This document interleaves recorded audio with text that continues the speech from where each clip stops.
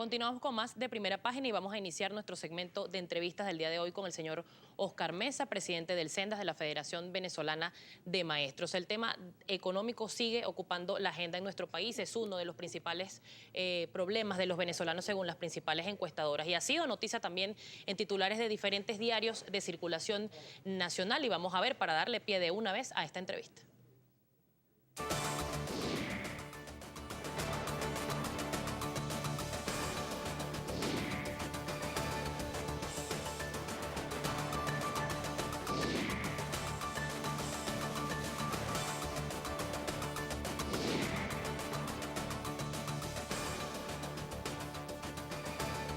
Parte entonces de los titulares que han ocupado la prensa nacional, específicamente de la canasta básica familiar, por supuesto, y también de la canasta alimentaria que ha incrementado su precio. Señor Mesa, bienvenido a Primera Página y quiero iniciar esto con el artículo 91 de la Constitución, que garantiza que todos los venezolanos deben acceder a un sueldo, a un salario mínimo que debe ser aumentado y que debe ser basado en el precio de la canasta básica familiar, sobre todo que le permita tener una vida digna. Esto es lo que dicta el artículo 91 de la Constitución, pero esto en la práctica se cumple, señor Mesa.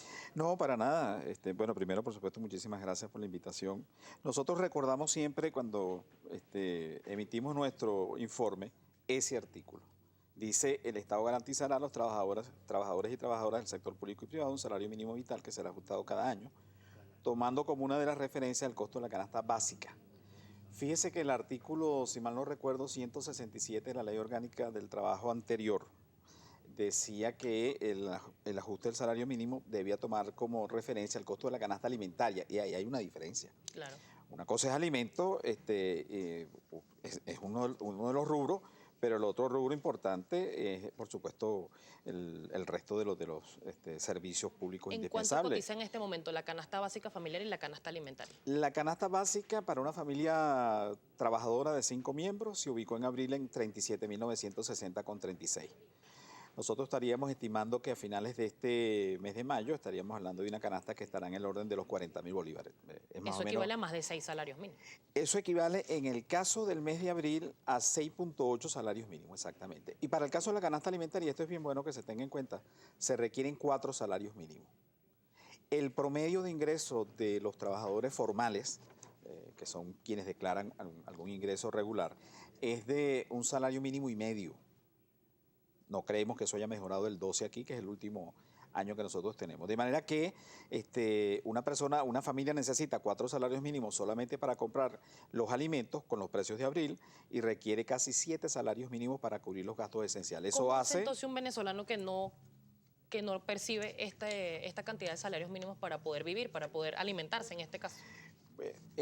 Fíjese, allí, si me permite, quiero demostrarlo de esta manera. Fíjese, la situación es muy dramática, de acuerdo con la indicación que me hace el amigo. Fíjese, 2/3 del ingreso familiar se gastan solamente en el costo de los alimentos y 1/3 queda para lo demás. Un poco responde usted. ¿Cómo hace la gente?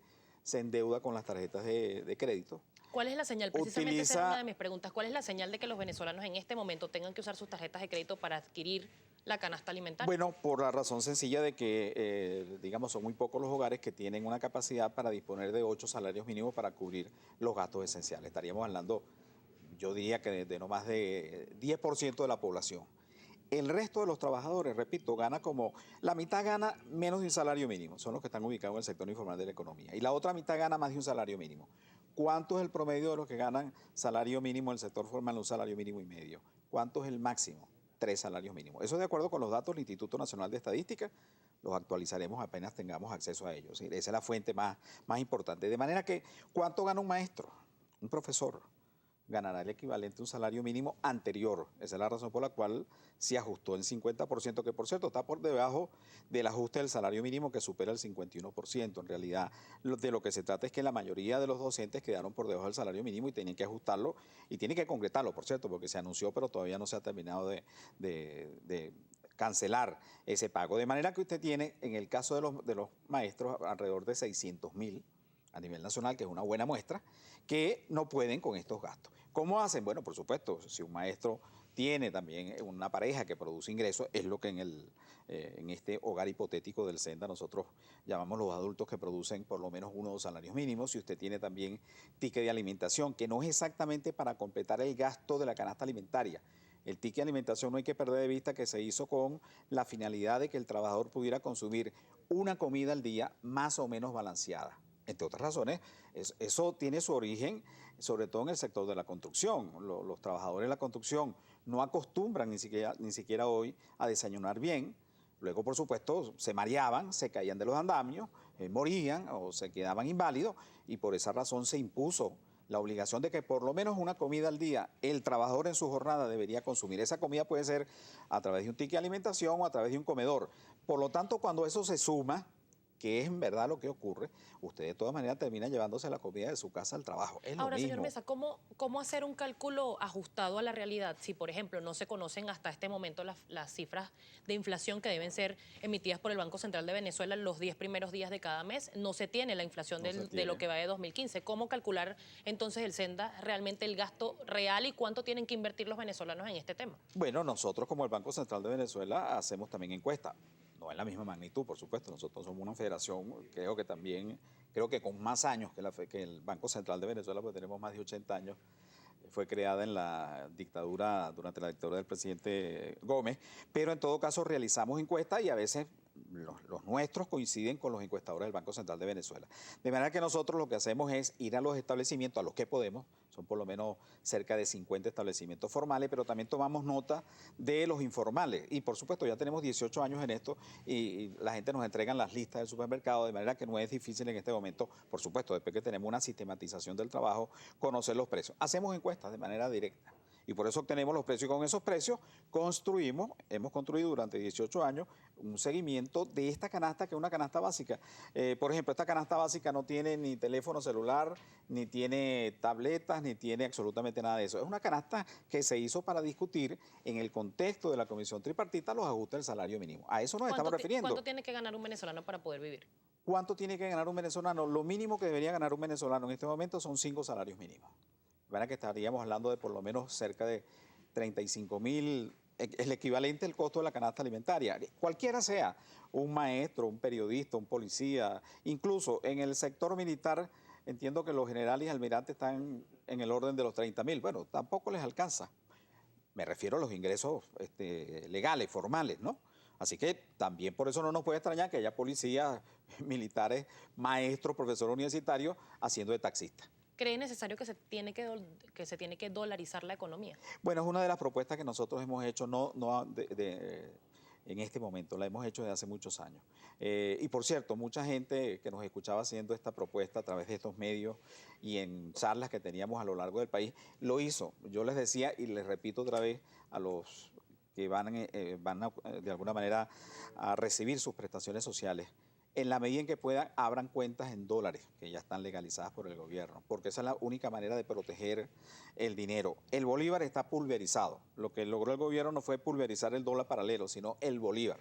Y por lo tanto, la única protección que tenemos los trabajadores es que los que reciben prestaciones sociales que lo puedan convertir en cuentas de ahorro. Pero además estamos haciendo una proposición muy concreta, que las prestaciones sociales que se están generando a los trabajadores activos se depositen en cuentas en dólares, porque eso, de acuerdo con el artículo 143, si mal no recuerdo, de la actual Ley Orgánica del Trabajo, es una facultad del trabajador. Yo puedo decidir perfectamente en el sitio donde trabajo que mis prestaciones sociales que se van depositando se hagan en cuentas en dólares. Por la razón sencilla, en este momento es la única manera de protegernos. Y nosotros, fíjate que al final terminamos pagando alrededor de 4 billeticos de estos de 100. Estos 4 billeticos nos vienen costando a nosotros los venezolanos $1. La gente dirá, bueno, pero yo no pago en dólares, ni tampoco cobro en dólares. No, si pagamos en dólares. Porque cuando uno va a comprar un par de zapatos, que cuesta en este momento casi un salario mínimo, eso es porque simplemente se está importando al costo del dólar paralelo. No hay mucho acceso al CIMADI, de manera que es el que está en el orden de los 200 bolívares. Ya vemos cómo se está imponiendo una lista de racionamiento para regular. No sabemos sobre qué base, porque quién tiene la facultad para decidir qué comes tú, qué como yo, qué comen el resto de la familia, que somos 30 millones de habitantes. Y precisamente, señor Mesa, vamos a hablar de este y otros temas, porque otro de los mecanismos también para garantizar supuestamente el acceso a los alimentos por parte de los venezolanos fue un mecanismo como las captahuellas, que se han estado aplicando no solamente en establecimientos de alimentos, sino también en establecimientos que tienen que ver con el sistema de salud, con la farmacia. Pero de eso vamos a conversar al regreso de esta pausa, pero nos vamos...